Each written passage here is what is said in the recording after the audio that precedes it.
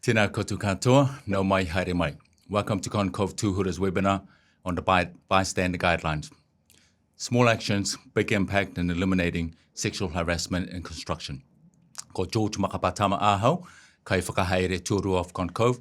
I am George Makapatama, Deputy Director here at ConCove.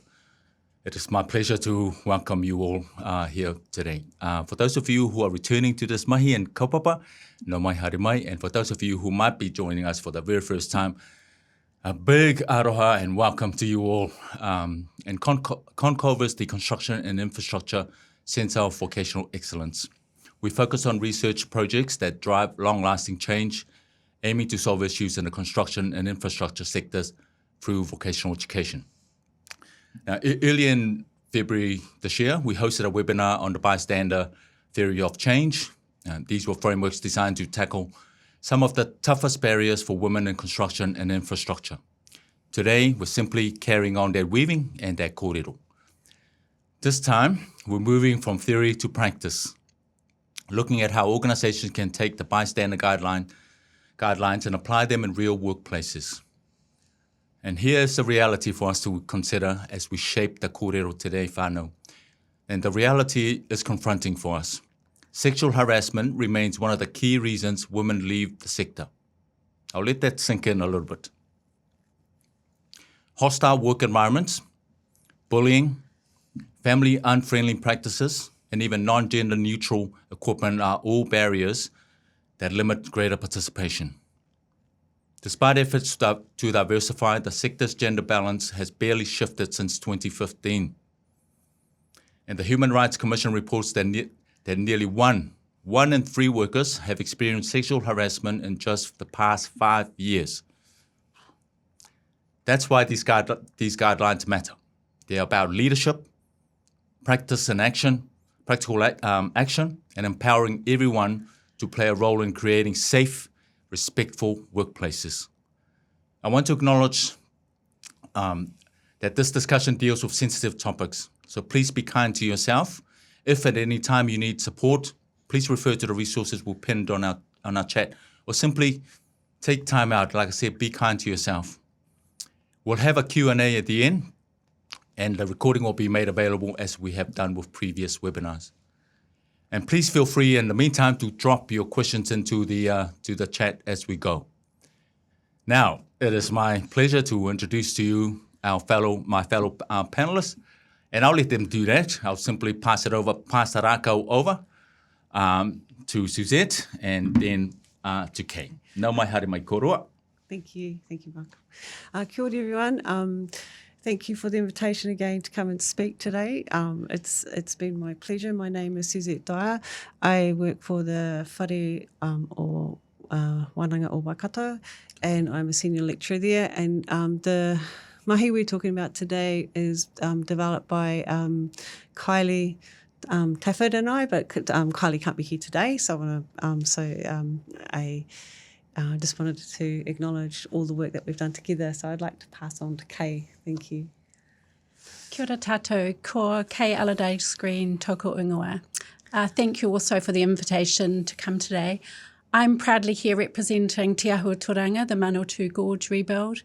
We navigated through developing a professional respect program for our site, and with those discussions was our commitment to our people that if any opportunity came along to share our learnings, both good and bad, then we were wanting to do that because we were looking to assist in influencing change within this area, within the industry. So thank you for having me here. Yeah, great to have you both here for the kōrero. Suzette, I'm really keen, of course, like everybody else online, to get straight into the bystander guidelines. But critically, it's important for us to understand why is these guidelines important for the sector now? I think your introduction helps us understand that there is a pressing need to address these issues. But in our earlier work, and that you referred to earlier, Fiona and Hurd and I did a theory of change, and that looked at what people wanted to happen for change. And one of the really strong themes that came through was that the participants identified a need for training. And so that was the starting space for this particular piece of work. And then, so we wanted to find out what's already going on. So we went around talking to people about what they're already doing, and based on that, try and inform some kind of guideline that by bringing their voices together. So that's the start of our work today. Yeah. And it's really, really important, I suppose, before we get deeper into this, that the why it becomes a critical part of our conversation. So right now, tell us a little bit about, what is the Bystander Guidelines? Okay, so the guidelines have been informed by our participants. So we spoke to people right across country and in various places. And so based on their expertise and experience, we developed the guidelines. And what we found listening to them is that this is very complex. And so the guidelines try and capture that complexity, and especially around the issues around training. So the training is like the end game. And so when you're trying to engage training for positive change, you need to start at the beginning, which is identify what issues are. And then once you kind of identify what the issues are, one of the key things was to bring in expert help to help you design policies and practices and training programs that address the issues that you have, and before you roll out, have all of those things designed. And in particular, not only think about the content, but the way that it was designed was strongly recommended that it be mana enhancing, that it be strengths-based, that it be human-centred, that it takes into account the existing power dynamics that people are dealing with on a day-to-day basis, and also to ensure that those power dynamics are understood in that training process so people feel safe right throughout. And then thinking about the modelling of good behaviour, what the consequences are, and that the consequences are linked to the harmful behaviour and therefore apply to anyone or everyone. So, yeah. Ka pai. Okay, so what guided you in your creating of your program? More importantly, why? Why was it important? Yeah, thank you. So we were looking at celebrating women in construction. So we asked a small group of wahine what would be the areas of support that they would find most helpful into the future for themselves and for others. And they replied, being safe at work. And 6 of these amazing women had over 50 years of experience in their careers within construction industry. And they started giving us some examples of the why. And their lived experience were at times inappropriate and illegal behaviour was happening for them. And they'd experienced this both in their construction careers here in New Zealand, but also in Australia. These women were incredibly successful in their profession and they loved construction. They just dreaded and hated that this behaviour existed, and they were actually over it. We then drew on others from the site and asked if this was what we were hearing was the norm. And unfortunately it was. We then decided that we'd have a look at how we could try to influence some change, how we could use our site to look at educating our leaders, current and up and coming, with a different way to tackle and to address these issues that are in the construction environment.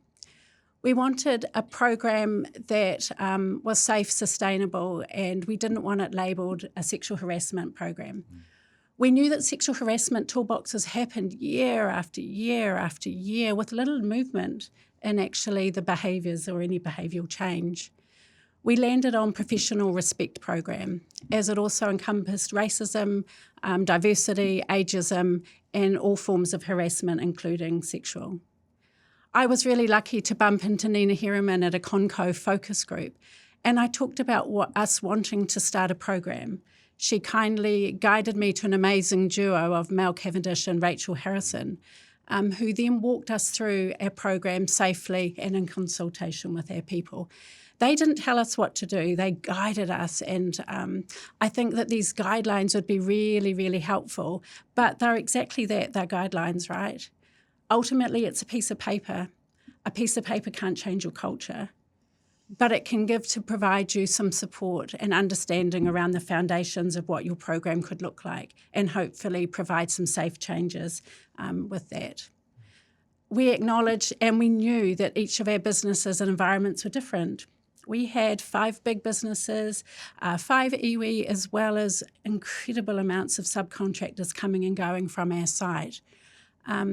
Businesses know their people and they know what their business or their values are for those businesses. So it was really important to understand how we could partner with them in collaboration around what that program was going to look like. So the program or the guidelines are now providing an understanding of looking at tackling the sensitive issues that are out there. Let's be really clear, sexual harassment for some people in construction in New Zealand will be their day-to-day reality. We need to become really uncomfortable with the realisation and be prepared to step up and make a difference and look to affect change within the industry for the future of our people in our industry. Yeah, thank you, Kay. Firstly, just a shout out to Nina, who said she was going to join us online. So, tēnā koe hoa, and thank you again for holding this wonderful kaupapa with love and care in your time with us. One of the things, Susie, that has been consistent in the conversation, and I heard it threaded through Kay's kōrero, is the important role of leadership. Yeah. I think that right throughout the period of change, we talked about this, where we've seen good examples, leadership shown through. So what are some of the small but effective actions that leaders can take right away? So, yes, our participants described a lot of leadership behaviours that were positive and that had an impact and that they can do straight away. So some of them was to actually believe that this was a problem, believe when people raised their concerns that they were actually concerns and they were actually happening. Also believe that they have a responsibility of care and a responsibility to change and that they can do it. They can actually do it, believe in themselves as well. But also modelling positive behaviour, and one of the key things is to resource it. So resource the training, but also it might include resourcing, bringing on experts, as well as making sure that it is safe and targeted, but also picking on Kay's theme that it's sustainable. So this is ongoing resourcing. This and one of the things that came through our work, it's not one and done. It's a continuous process, and I think that's where leadership really step up and can make put their stand by the work in the long run. Yeah. Well, staying with the leadership thread, Kay, what were some of the worries that you heard from leaders? Genuine worries that you heard from them? I think the first worry was, are our people okay? Mm-hmm. So great leaders really do want to ensure that their workplaces are safe. And often they have a connection to the people. So they are often genuinely gutted when they hear of instances that are happening out there. So are our people okay? Where do we start? How can we support the people that are affected and also the people that are implicated? Because, it's there's two sides with it around support, implicated and also the people that are impacted by it. They asked for how were they going to be guided through this and who was going to lead it, because they needed a sustainable program that was led by people that had expertise in it. And once again, like Suzette said, not the, one and done sort of mentality with that. They also asked about what the cost was going to be financially, what that looked like, what was the dollars going to cost to implement it, what that looked like in relation to support, time, resources, training, but also what was their loss. What was the loss going to be if they didn't implement it? And we look at that. We know that there's the loss of trust. We know that there's resignations, and also there's reputational damage as well that can occur through people not feeling safe in their working environments and sharing amongst their friends and families in the community about any sort of experiences that they've had with different businesses. They also wanted to make sure that the right people were there. How do we find the right people to do this? Who can you do it? And it's like, no, I'm not an expert in that. Let's have a look at who can help shape it. We can look to lead it, but we really need to make sure that what we're putting out there is safe for our people, for everyone. And that was really important for us. Good leaders didn't want it to be tokenistic. They didn't want a tick box. They didn't want, as Suzette talked earlier, they didn't want a tick sheet. to tick sheet and go, yep, done that, done that, done that. They wanted to have substance with it, and they wanted to understand that it was authentic, it was transparent, and it was moving towards genuine change in behaviours. We know that with stretch targets and specialised experts often used in construction, it was really important that leaders understood what the consequences might be for your program, because it was really interesting that when you think about what happens if it's a senior leader or a high performance person, or if it's a contractor from overseas that's come in, to help you, is the consequences the same for them as it is for someone else on site that doesn't have that same expertise? So it was around, how do they know that? Because the leaders didn't want to be blindsided. They didn't want to suddenly be told that this was happening and that this was the consequences when they hadn't had input into that. And that's really important, right, for people to have an understanding of what that looks like for the whole site. They also expressed concern that it had to be led by someone of trust. And it might not necessarily be HR. It might be someone within that construction community or site that people trusted. And then, of course, followed up with people to support them that were also trusted. So, our leaders were really positive around, let's do something different. Let's have a look at how we can change this for our people, because we genuinely also want our children and grandchildren to be involved in construction, because it is an amazing energy to be part of. Totally loved being part of construction. So let's see if we can do something different with that. And our leaders were aligned to that as well. That's wonderful. And before I cross over to you, Suzette, I think there was a lot of wonderful questions posed there, and it talks about leadership awareness. As we're threading into these conversations, that's really, really heartening to hear. And it's wonderful to acknowledge there are leaders out there who want to make a difference. And so we welcome those leaders into the conversation and lead us into the future. So anything to add to that, Suzette? In terms of leadership? Yeah, just...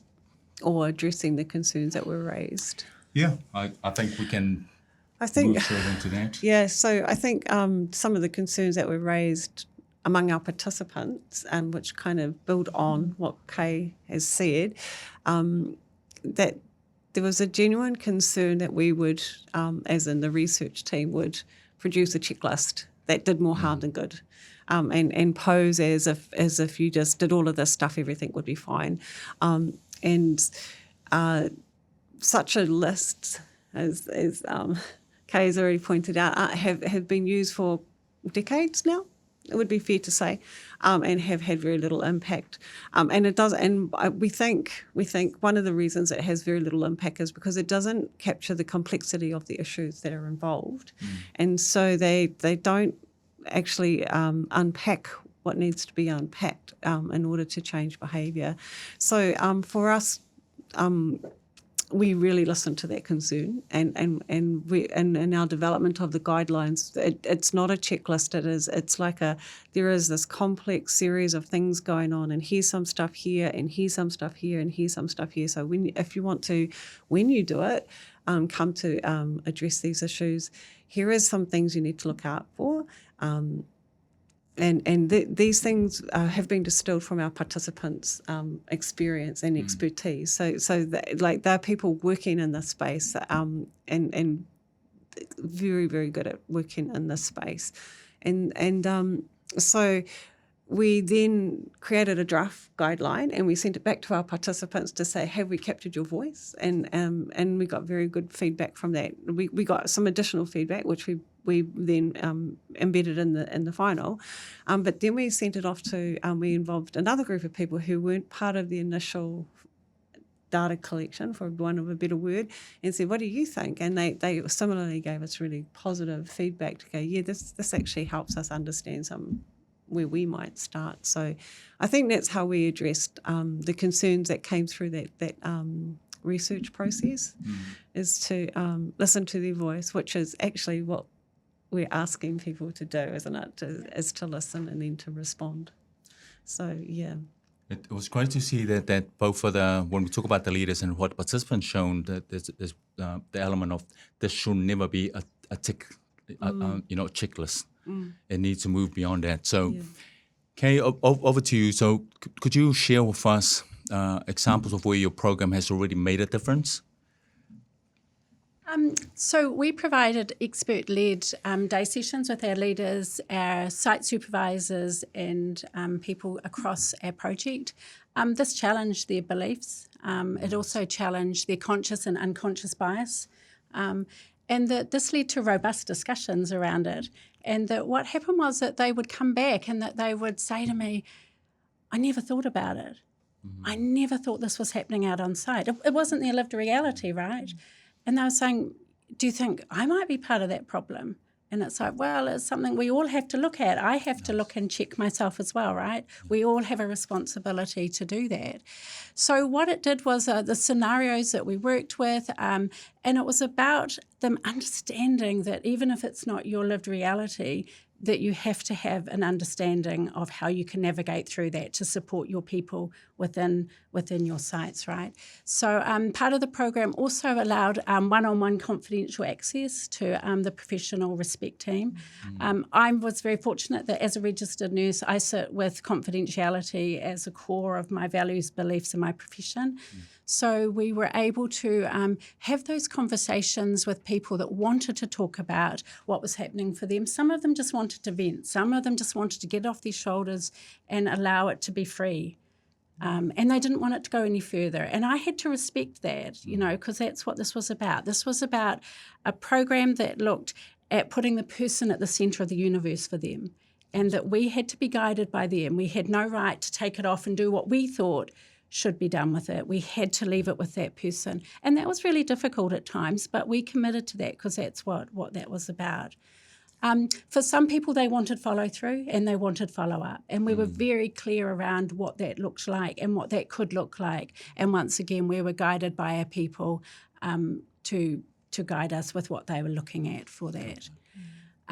We also knew that the ability for people to speak up confidentially was really important, like I said, and we provided things with our program around QR codes for reporting, as well as the education, as well as toolboxes and all sorts of things with that. There were some concerns by some that the anonymous QR codes were going to bring through this flurry of hearsay and false allegations. We didn't see that at all. We truly did not see that at all. We saw people providing us with really good information around suggestions, around behaviours that they weren't sure about, and wanting guidance around that. So we saw the opening up of people looking to be curious around what professional respect was about and how they could participate with that.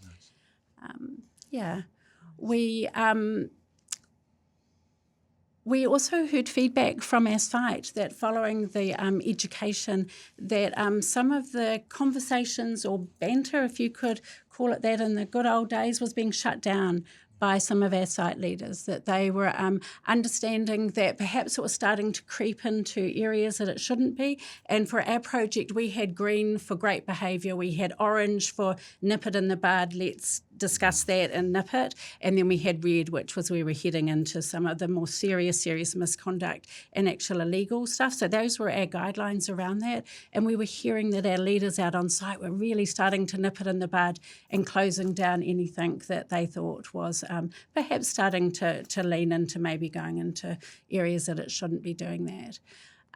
Our people talked, though, around the program taking them seriously and respecting them and giving them that voice that they haven't had before. So we were able to leverage off that and make sure that we continue to do that consistently to provide our people with support around that. So I think it was a really good balance with our people. We certainly weren't perfect, and there was areas that we would look to maybe do differently. But on the whole, we were really pleased with our people coming in and having those conversations with us and exploring what that pathway could look like.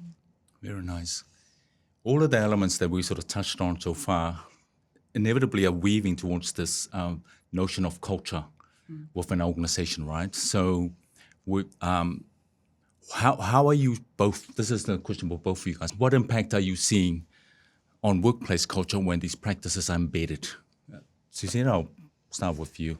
At the higher level, we've seen a bit of a cultural shift, like before we get to the organisation, is that the conversation is, it's still there that we want to get more women into construction, but I think the focus is now shifting. We want to integrate women into construction. So I think there is a shift there, which is very nice to see, which this mahi is part of. How do you shift from having more women to actually respecting and integrating women? So that is part of the conversation.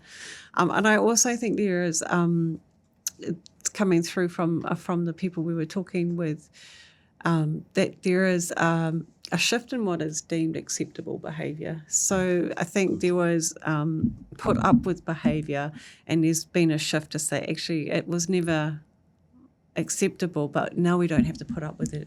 So I think there's been that sort of shift, and when you hear of people like Kay and there were many others in our participant group doing some really amazing work. They were guiding the pathway to helping people move away from unacceptable behaviour towards good, positive, you use the term professional, but like sort of those professional ways of behaving with each other and just being nice, really. Kay, I'll pass it on to you. Yeah. Thank you, Suzette.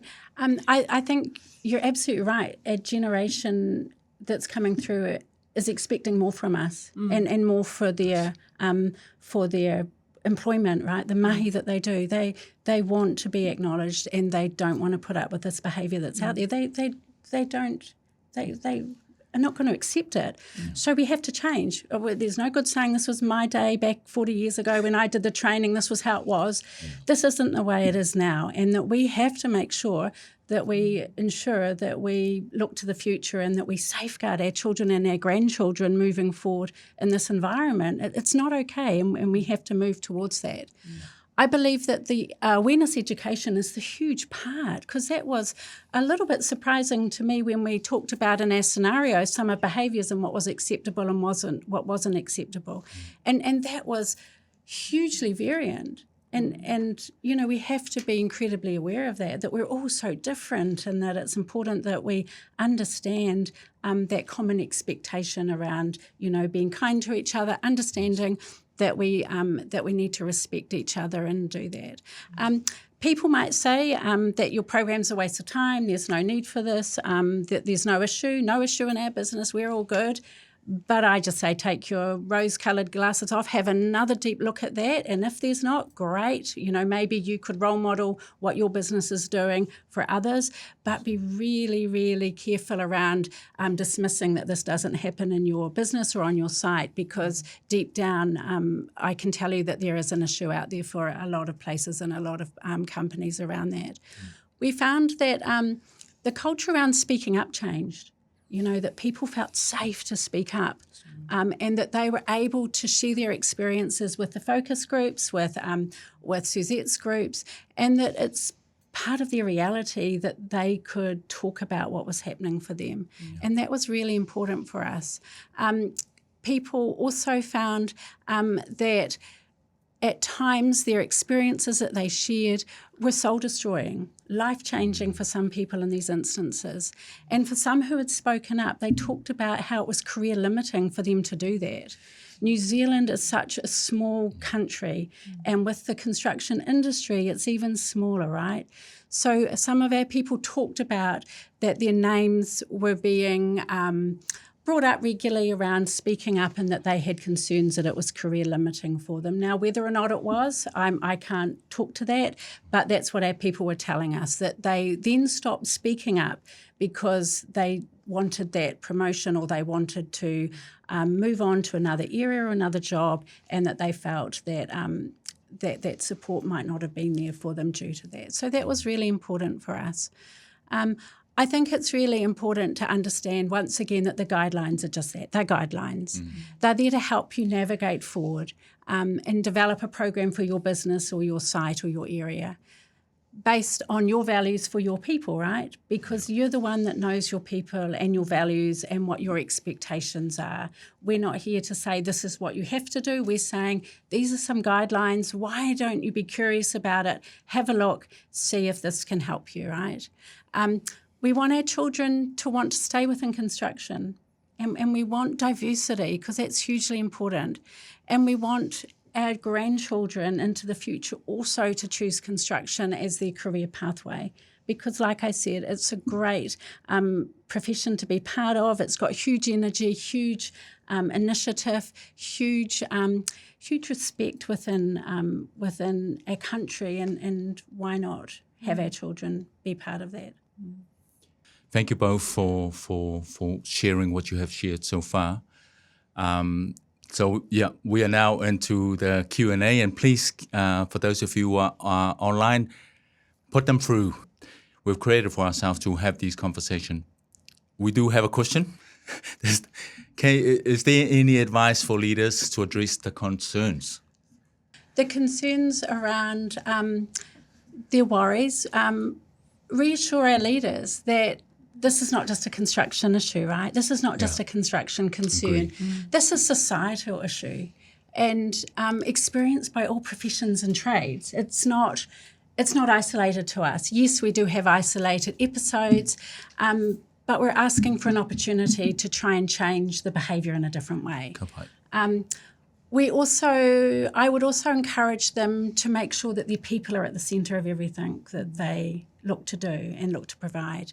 And that it's not office-based dwelling people or puddle jumpers, as I got taught when I first arrived, starting out, looking to facilitate these programs, that we have the touch into our people to understand what it is that they're experiencing and being really honest and transparent around what that can look like. We also looked at, for our leaders, to give them as much support and ask them what they thought, to understand their biases, whether conscious or unconscious as well.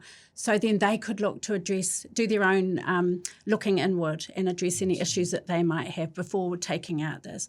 So the concerns, I think, there's probably more concerns if you don't start looking at it. Make it part of your business to start looking at it and seeing how you can perhaps look to embed this in.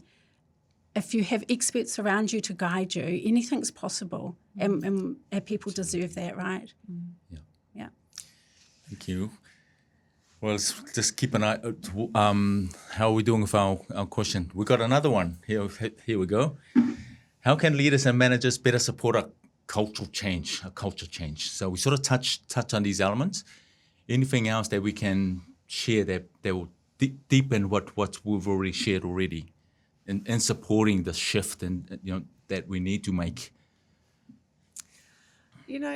Something that came through strongly in our work was that there is not only organisational leaders, like leaders within an organisation, but there were also leading organisations, and they were particularly talking about things like the Tier 1 organisations who had a really strong position to embrace change, make change, and lead change. So they're in a position of being able to internally do stuff, but then thread out to the people that contract into them and to support that change. Because a part of that discussion was sometimes for the smaller firms, it's quite difficult when you're asking for resources when they may not have the resources. But this is like an industry leadership that can sort of bring all of the connections together.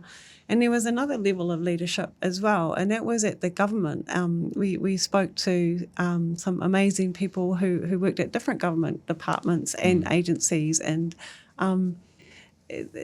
they're showing leadership as well, and how we empower our government agencies when necessary to work together, because there's a lot of overlap in these areas, like between the government.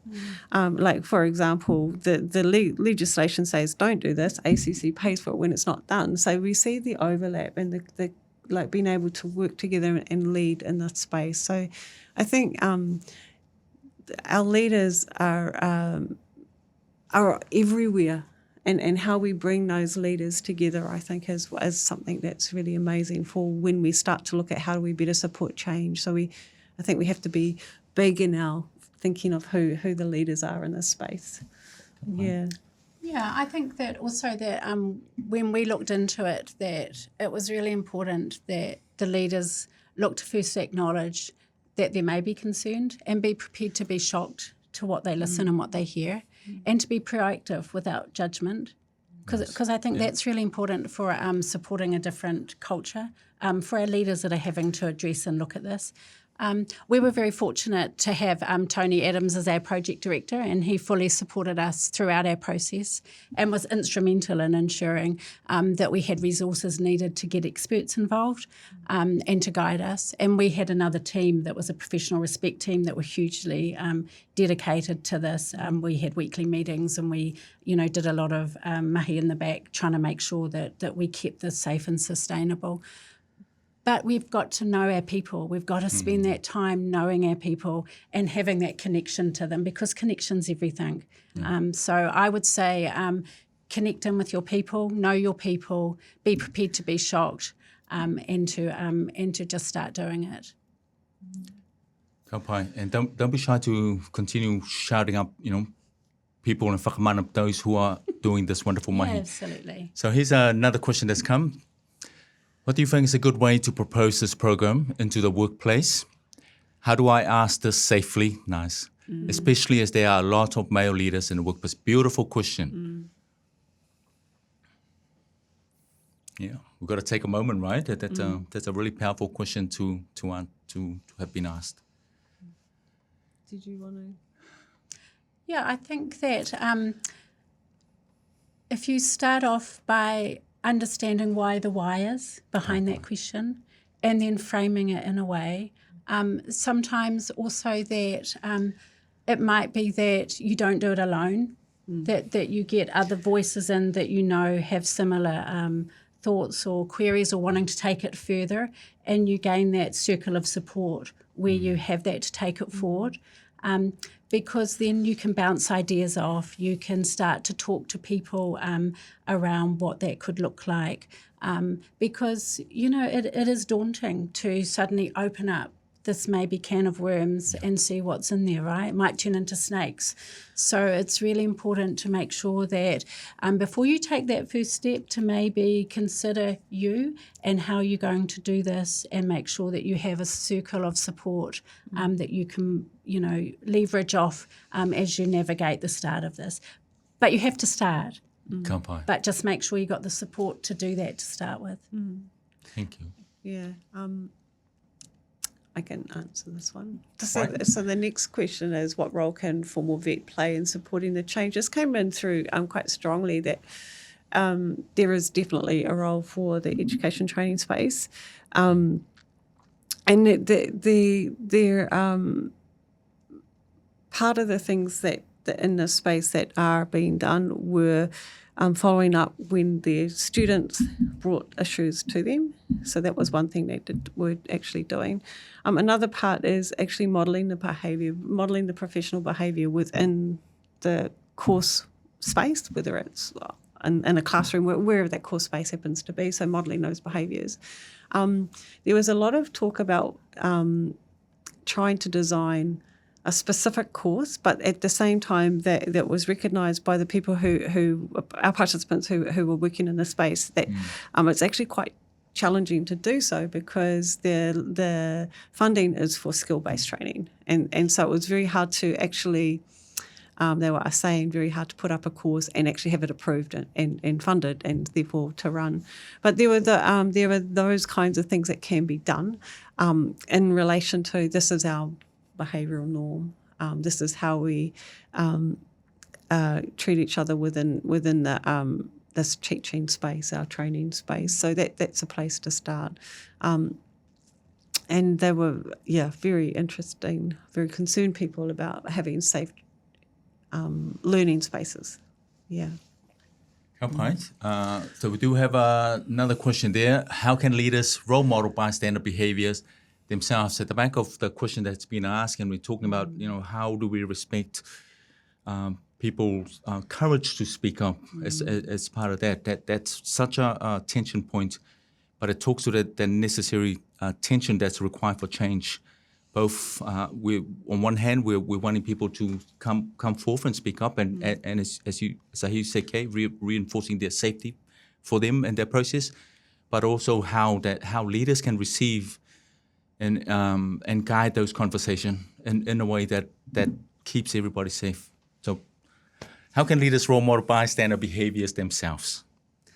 They can behave professionally for a start, and we know that a lot of leaders do that normally as a normal practice. That's who they are. We also know that they're not all like that. So we know that there is a need for all of us to have a little bit of a look at our own behaviours and reflect on those. And so that's one place to start. I think if we bring out that bystander term and that question, I also think leaders have an opportunity which kind of addresses the previous question that we had, like how do we raise this safely? Leaders are in a position actually to support a safe person that you can go to. That would have to be embedded in how do we create a safe person? How do we support that safe person? So it would have to be integrated. It's not just like you're the safe person, but so leaders can actually, and it's acknowledging the power dynamics. And I think the earlier question was a really good question that reminds us there is power dynamics in these processes. So I think leaders have an opportunity to go, actually, I'm in a position of power. Maybe I need to kind of support this idea of having a safe pathway for people to come in and talk. And I may or may not be that pathway, but what might that look like? So that's some of the things. But Kay, Yeah, I totally agree with Suzette around that. It is around those role modelling behaviours, but also sharing, being champions of this. You know, we have some huge tier one businesses within New Zealand, and we have international businesses coming over into our construction environment here, and we know that with the construction or infrastructure pipelines, you know, that's going to grow and get bigger and bigger. So it's around, our boards being involved in this, you know, our people being involved at a high level to say, actually, we're in this together, right? We're going to sort this out in a way that we can educate and also make sure that we know what the expectations are. We can't just continuously leave it with the people on the ground. We need to make sure that our boards, our leaders, our senior leaders are all on board with this and ready to go with it. When we look at Australia, they talk about they have quite high expectations around their health and safety, psychosocial legislation, and New Zealand's not quite there yet. We are coming into that, and so we should be, I believe, because this is a huge area of that psychosocial damage that can be caused by these sorts of behaviours that we have inside the construction industry. And like I say, it's not just about construction. This is about any industry within New Zealand, right? And even the role modelling of this, you know, if I had a friend who was a leader in a different profession or a different industry, I'd be saying to them, have a look at these guidelines. You know, if this is happening for us, then it's happening for you, which we know it is. So it's around those leaders that have influence, that can influence even at a political level, to get some funding or to get some understanding around how we can take this out to all of our communities within New Zealand, not just construction, but also champion how important this is. Because like I said before, this behaviour is life-changing. We know that we have people that are frightened to go to work in New Zealand. We know that we have in construction a high suicide rate within New Zealand. We have to make sure that we address these issues how we can. And this is one way that we can start moving forward and saying, this is not okay. Let's support our people and let's do this with the resources that we have, but also be able to bring in resources to help us. Ka pai. Well, thank you so much for those of you who put through those wonderful questions. And thank you for everybody who's online and participated today. But before we wrap up, we are at the pointy end now. I promise, just one last question for both of you. What advice do you have for organizations that want to start this journey, right? But don't know where to begin? Want to start this journey, but they don't know where to begin. Okay, I'm going to throw it over to you and Tarako to Suzette before I wrap us up for the day. Cool. So I would look at saying, be clear with what you're looking to achieve. Be careful not to overpromise and underdeliver, because trust is everything, right? We have to make sure that we can back up what we're saying. We have to be able to walk our talk, right? When it seems too hard, and at times it will, go back to your why and your circle of support, because we have to keep going with this. It will get difficult and you'll want to give it and go, I can't do this. But if you're leading this, dig in. It's for the importance of our future generations that this work needs to be done. Just start. Be curious, honest, and ready for change. Read the guidelines as a starter. We owe it to these courageous women who have stepped up and stepped forward to talk in the focus groups and to us to advocate for change. And yeah, as Nike says, just do it. Thank you. I think also, I support everything said there, but I think also find out what's going on in your own organisation and work sites as a starting place. Definitely talk to your peers, whoever they might be in this space, see what they've done. There's a lot of stuff going on already in this space, so if you're confronted with something, I can pretty much guarantee after the work we've done, there's people out there who go, I've had that too, and these are some of the things you might want to consider.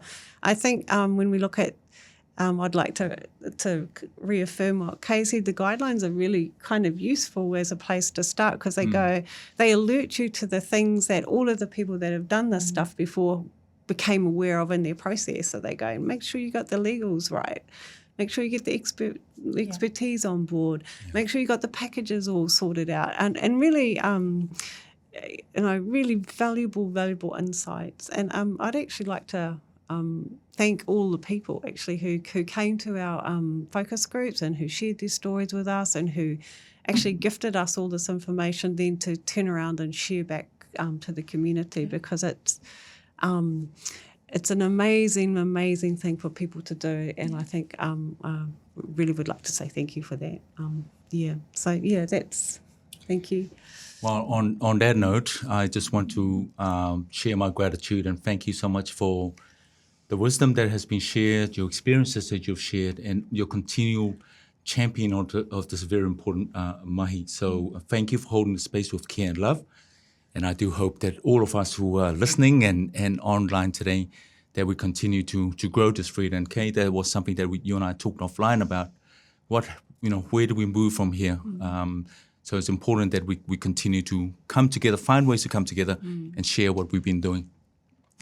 So today we've seen small actions can really make a big impact. The Bystander Guidelines aren't just a document, as we've talked about. They are powerful to help leaders, teams build safe, respectful workplaces where everyone can thrive. And I think that came through loud and clear in your kōrero. The guidelines will be available on our website in the coming weeks, so keep an eye out for this. If your organization would like to host or promote them, please let us know. It's really, we'll be happy to walk alongside you. Thank you, everyone, who joined us today. We encourage you to download and share the guidelines once they're released and to start the kōrero on your own workplaces. Together, we can change the culture of our sector for the better, as we have heard from our speakers.